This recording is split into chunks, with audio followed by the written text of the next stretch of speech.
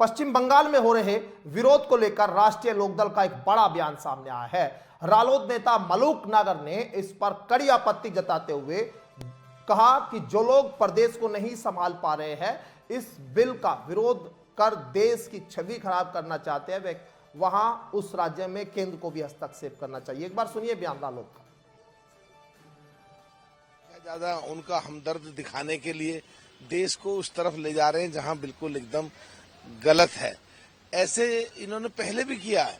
जब 3 तलाक का मुद्दा है, जब भी प्रदर्शन पूरे देश में कराए, जब 370 का समय आया, कश्मीर को आजादी मिलने का पूरा तरीके से, जब भी ऐसे किया। और जब सीएए का कानून आया, बोला सदस्यता हमारी जो नागरिकता चली जाएगी, वहां छोड़ के आ जाएंगे, देश से बाहर निकाल देंगे। यहाँ दिल्ली में शाहीन बाग और कितनी ही जगह ऐसी घटनाएं घटी कि कितने लोगों की जान गई, कितने पुलिस के मुकदमे हुए, उनके घर वाले परेशान हुए। बट वो सब चीज क्लियर हो गई है। जैसे उन पिछली बड़ी तीनों घटनाओं में हुआ है, कुछ दिन में ये बिल्कुल उसी तरह हो जाएगा। और जो लोग इसको करा रहे हैं उनका बिल्कुल साफ चेहरा लोगों के सामने आ जाएगा।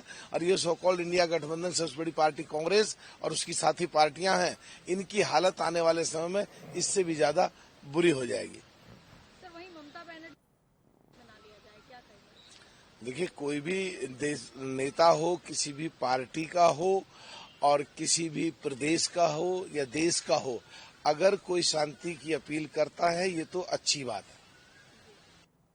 पर तैनात किया गया है ताकि जो हिंसा है, जो गतिविधियां, उनको कंट्रोल किया जा सके। लेकिन टीएमसी आरोप लगा रही है कि ये एजेंसियां साजिश रच रही हैं, वोट बैंक की राजनीति की जा रही है। देखिए, अगर किसी भी प्रदेश में अगर उस प्रदेश की सरकार वहां की कानून व्यवस्था को संभालने में फेल होती है और लगता है कि पुलिस बल कम पड़ रहा है, तो देश सरकार की जिम्मेदारी बैठती है कि वो देश की एजेंसीज को, देश की जो उससे संबंधित फोर्सेस हैं, उनको वहां लगाएं और उस प्रदेश को कंट्रोल करके अच्छे ढंग से चलाएं, जिससे वहां कोई ऐसी आगजनी ना हो जिससे लोगों की जान और माल का नुकसान हो।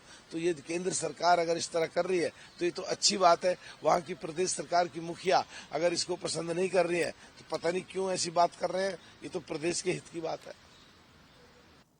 ममता बनर्जी ने कहा है कि ये कानून जिसका लोग विरोध कर रहे हैं वो पश्चिम बंगाल में लागू नहीं होने देंगे, जिसको लेकर बीजेपी विधायक अग्निमित्रा पॉल का कहना है कि ये जो राज्य में कानून लागू होने की बात है, वो कानून का उल्लंघन है, ये इस तरीके से नहीं होना चाहिए। उनकी गिरफ्तारी की मांग कर रहे हैं वो। देखिए, देश फिर मैं कहूँगा संविधान से चलेगा और देश का फेडरल स्ट्रक्चर का जो कानून है उसके हिसाब से कुछ ताकतें प्रदेशों के पास हैं, कुछ ताकतें देश के पास हैं।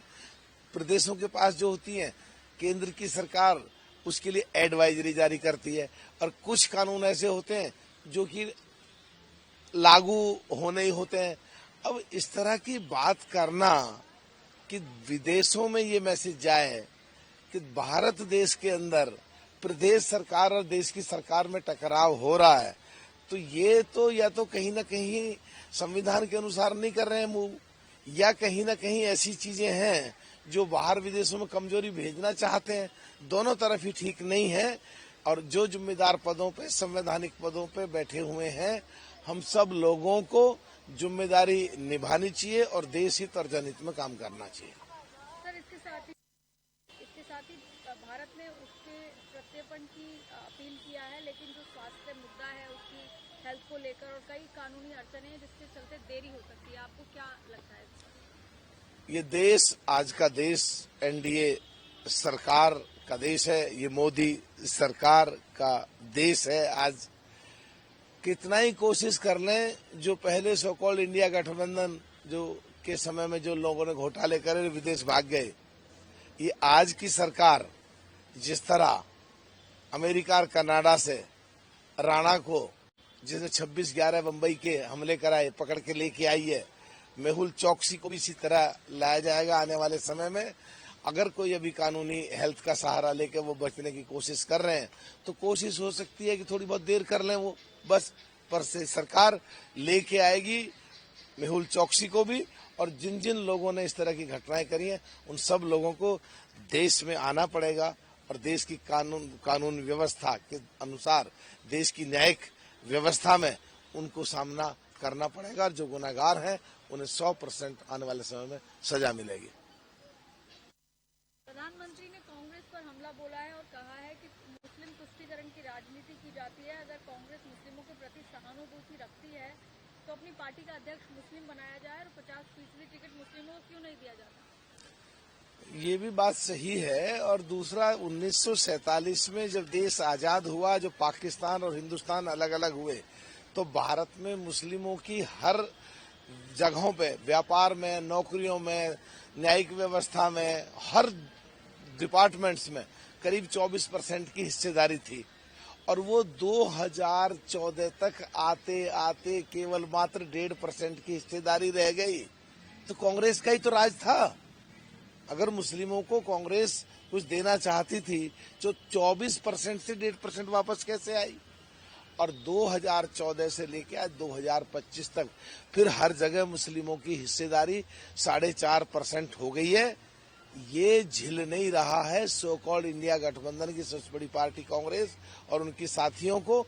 बहुत सारे पिछड़े और दलित मुसलमान, पसंदा मुसलमान आज एनडीए को, बीजेपी को वोट दे रहे हैं, जिससे हलचल है। और फ्रस्ट्रेशन में कांग्रेस और उसकी साथी कुछ एक्शन कर रहे हैं जो देश के लिए ठीक नहीं है। चिंता व्यक्त की है कि दुर्दशा की जा रही है, उनके साथ भेदभाव किया जाता है, क्या कहेंगे आप? देखिए, किसी भी प्रदेश के किसी भी राज्यपाल को अपनी अभिव्यक्त करने की आजादी है। और उनके प्रदेश में अगर कुछ ठीक नहीं चल रहा है तो वो एक चिन्हित इशारे से उधर इशारा करते हैं कि वहां की सरकार जागे और जो वो कह रहे हैं उसको संज्ञान में लें और उस पर कार्रवाई करें। तमिलनाडु में अगर दलित लोगों के साथ भेदभाव हो रहा है या उनके हक नहीं मिल रहे हैं, वहां के राज्यपाल ने अगर कुछ कहा है तो वहां के मुख्यमंत्री की जिम्मेदारी बनती है कि वो उधर ध्यान दें।